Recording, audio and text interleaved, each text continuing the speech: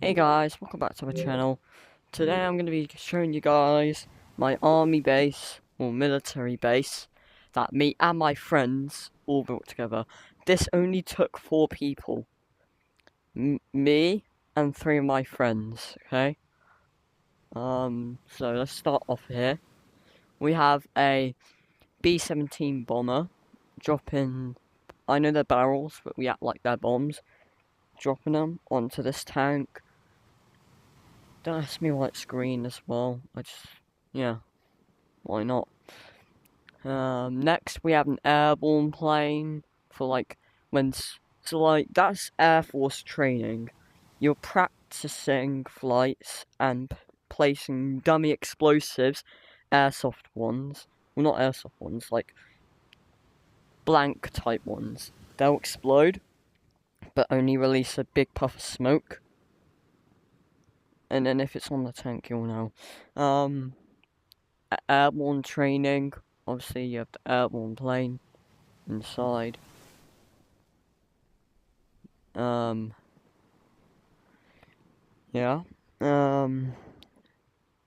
Next we have this helicopter, like Vietnam One. These are guarding that area because let's just say that's a bunker that carries nuclear supplies. We haven't put a nuclear stuff in yet because we haven't done it yet, as you can see. One of our friends were messing about and yeah, decided to do that and place the bunker in that. So if you want a measurement, this is how big the B-17 bomber is. As you can see, it's quite small when you think about it, but obviously in real life you'd be sitting down, so you are actually fitting in this. Yeah. And you have that base. It is a big base. I mean, you have to. For 3 days. For 3 days, that actually isn't bad. It's decent for a base that took 3 days to build. This is how big the airborne plane is. Yes, you can be a pilot, but you can't fly. You just pretend. Obviously, you'll fit. So in real life, the plane would probably be this size. But during World War II, I think it'd be a bit longer, obviously. And then when you jump out, obviously it gives you a parachute, which is cool. So pretty much is airborne, but you can pretty much do that. Like, even if you're not on the plane, you can still deploy the parachute.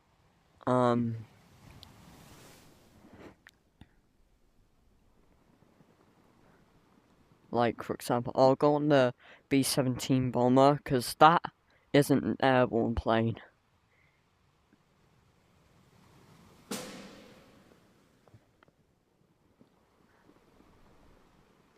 As you can see.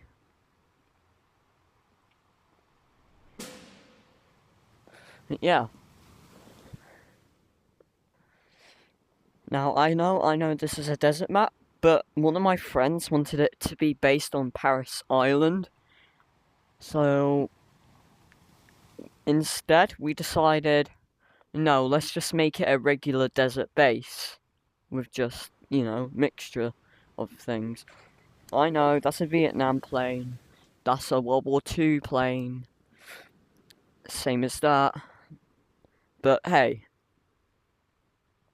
we can still, pretend that they're modern and that. Or something like that. Here we have a helipad. Well, this is a single helipad. This is a,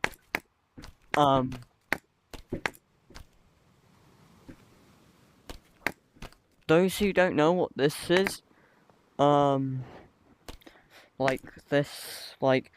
helicopter, what it's gonna be here for, even though there's a helipad all the way there. The reason why there's only one here is because if they're, for example, if the base is under attack and the leader's there, he goes in this helicopter. I mean, you can see there's lots of fuel beside it and all that. Next, we have a truck. Yes, I know, the wheels are digged into the ground.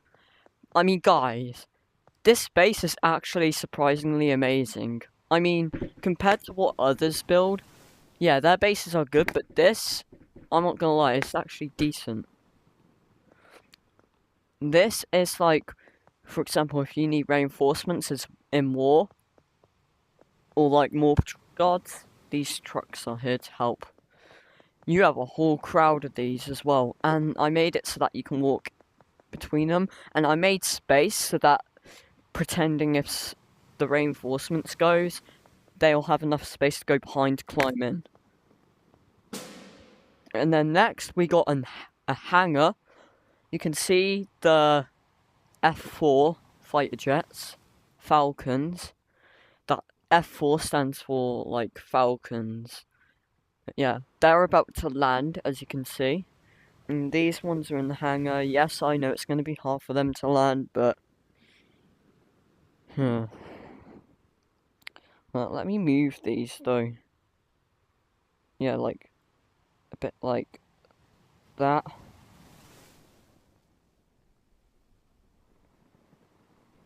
Because then it will be easier, won't it?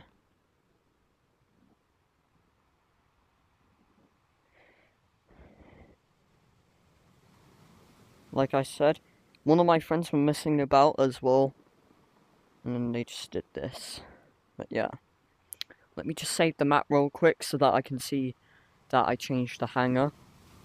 So that, like, the reason I'm facing this way is so that I know what I changed in the map.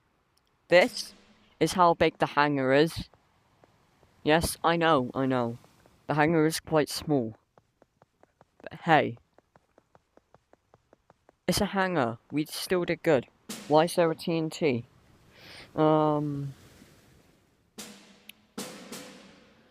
I need to delete this, TNT.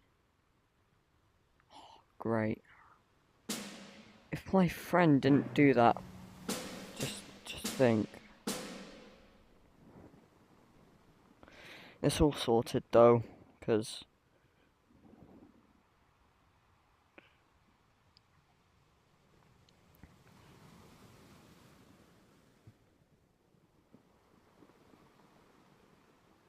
right, fixed it. Alright, yeah. I mean, it is pretty good.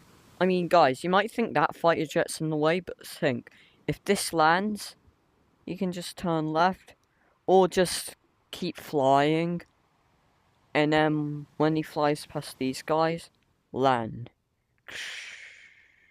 Because even if he lands here, there's a thing called driving a plane on the floor. You know when you're at an airport and it drives like car type before it slowly goes up? You can just turn around and just slip into your hangar.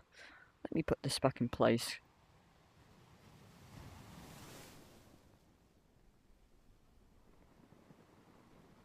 Right. Yeah. And then you have more B-17 bombers. These ones, I think you know where they're going since they're flying all the way there. You can see that one's doing a loop around the map. He ain't heading that way. These two are, which means they're going to war. That is doing loops. But see, he's still nowhere near the curve. When he's around here, that's when he starts turning left. Yeah. Those, actually don't know. We'll just say they're guarding there as well. Now, this is the reason why we made a few empty helipads. You see these three lifting off. And then these are from different cohorts, like different bases, coming to like guard. And then those, you can see some empty hangars, like 5. Now, Though the B-17 bombers and the airborne plane and the fighter jets all share the same hangar. The empty hangars are these ones that are out and about. The helicopters, there. They come from there. But those two over there, including this probably, maybe, would probably come from another cohort, like somewhere else. And then you can see another helipad. Oh no, this is for the main leader, guys. I forgot. My bad. I got confused. Right, this is the leader's helipad, because it's right next to his office. This is the leader's office, like his reporting office. And then this is his second reporting office, for like a spare, in case something happens. And then, yeah, if something happens, he can just climb up and then get in the helicopter and then boom. And then, yeah. This, we'll just call this a Special Forces helicopter, since it's all on its own. And then this tank here is patrolling the base, making sure no one's, Now this might be a work in progress, because we're still thinking if we should add anything. I mean, it is a work in progress, because we're going to add something underneath if our friend doesn't, like, keep spawning weird stuff all the time. If he stopped spawning weird stuff, this probably would have been done, the one under here. But he spawned a bunch of rocks underneath. We told him we would just do it here, and then spawn a bunch on the edges here, which are the walls. And then we'll spawn a bunch here, but leave a little, like, one hole here, so that people can slip in. Like it's a nuclear bunker. Like, big enough for the nuke to fit through. But the thing is, he decided to put all these rocks inside. Even this greenish and that tan bunker thing. So now, we're gonna have a fun time doing all that. But we're not gonna do it until, like, probably a few days yet, because that's gonna be a lot of work. But yeah. We have some watchtowers as well. You can't forget watchtowers in a base. Here you have an entry to go into the leader's second office. That's his head office, that's his secondary office. These are guarding, making sure no one, like, is armed outside. And then him, he, like, for example, he asks for your ID, and then he watches you. And then you have a tank watching that side, and a truck hidden. You can see they're disguised, because, that is heavily guarded since it's his main office. You have, like, barbed wire surrounding it as well, so either way, you're not going to get through into there. You have barracks for the soldiers to sleep in. You have little walls, so that, like, if someone's here and they don't see, nor them, since it's a tree, you have walls blocking it. So either way, they're going to face a soldier. They're going to face these.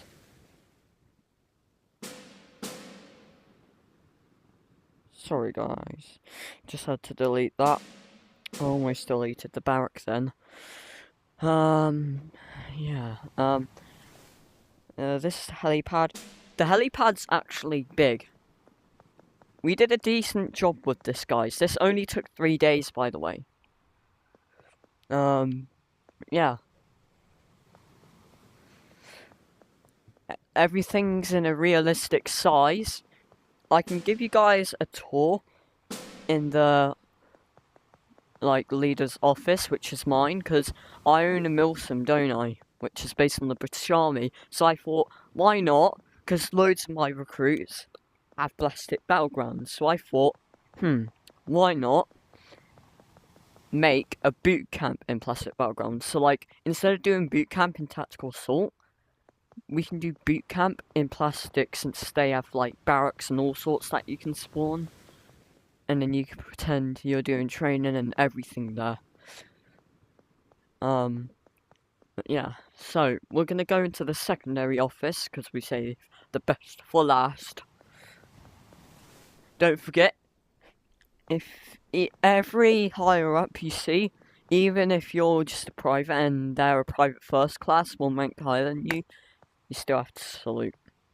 This is the leader's reporting office. He only goes in here if someone files a report. If someone files a report, then he schedules a meeting because he receives a notification from the troop, like from a guard that like got the mail, because they get a mail, and then you schedule a meeting. The leader would sit here, the guy reporting it would sit there. Yeah. This is my main office. As you can see, extra barbed wire, so if they want to go through the side to climb up and then steal a helicopter, they can't, because they'll get trapped in barbed wire. I know, I jumped through it, but NPCs would die from it. As you can see, this we thought could be used as a ladder. Yes, I know there's ladders in this game, but we thought it'd be quicker to just put sandbags. Because when you think about it, sandbags are longer than ladders in this game, because ladders are quite shorter than this. So we thought, like, you know, it'll save some time, won't it? It'll, like, be quicker, because we don't want to waste, like, a whole 20 minutes building just a ladder to make it, like, really realistic. Yeah. And then here we have the chaplain, where soldiers go, like, every morning to do their, like, prayers, like the Christian soldiers. Here we have the remembrance area, where they do this every morning. They sit down and acknowledge the troops that lost their lives. These in the front row are army officers, so we've only lost 4 army officers. Now, me and my team decided every teammate that dies in a deployment in tactical assault will be equaled in this grave. So every teammate we lose in tactical assault that dies in a deployment will be added to a grave here.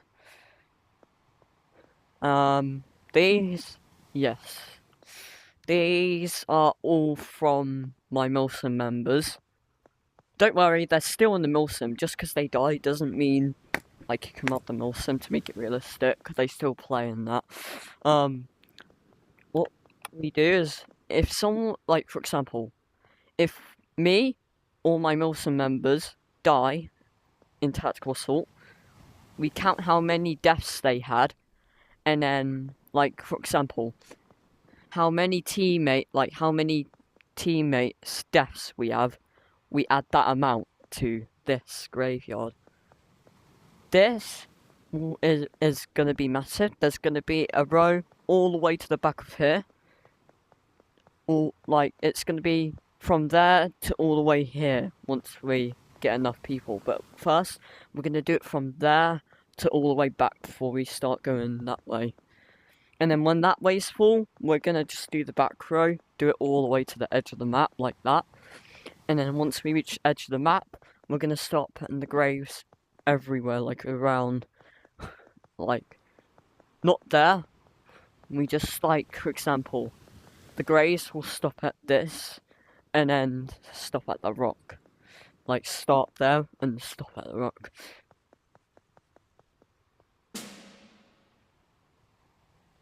But yeah, there is some detail. But yeah. At the moment, I guess you could say it's a work in progress, because obviously we're going to be adding more graves and more graves every time we lose a soldier in a deployment. like, when we play Plastic Battlegrounds, if we see our friendly NPC die as well, they'll be added to the grave.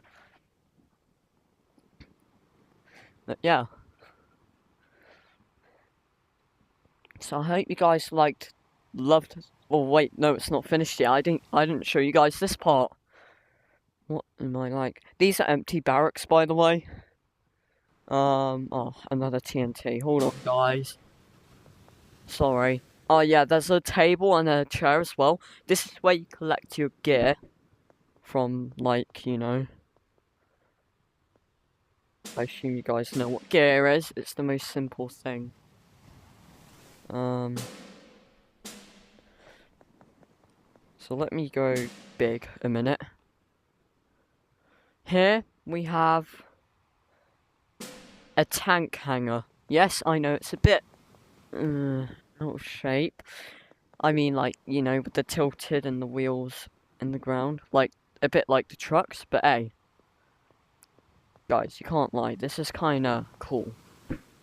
It is cool. I mean, you can't look at this and say this ain't a realistic hanger. I mean, guys, in real life, this is what it'd be like. They would set them around here, like, not wonky, but like lined up in rows. So it is realistic. Yeah. I do hope you guys enjoyed the video. If you guys have any recommendations on what map we should build next, like Afghanistan or another military base or Vietnam or World War II, like, if you want me to build any map that you could think of, just let me know and I'll see what I can do. Yeah. I hope you guys enjoyed the video, and yeah. I'll see you guys next time. Bye. Oh, wait. What's this? A minute. It's very claustrophobic. Oh, it just leads back outside. Okay. False alarm. Yeah. Bye.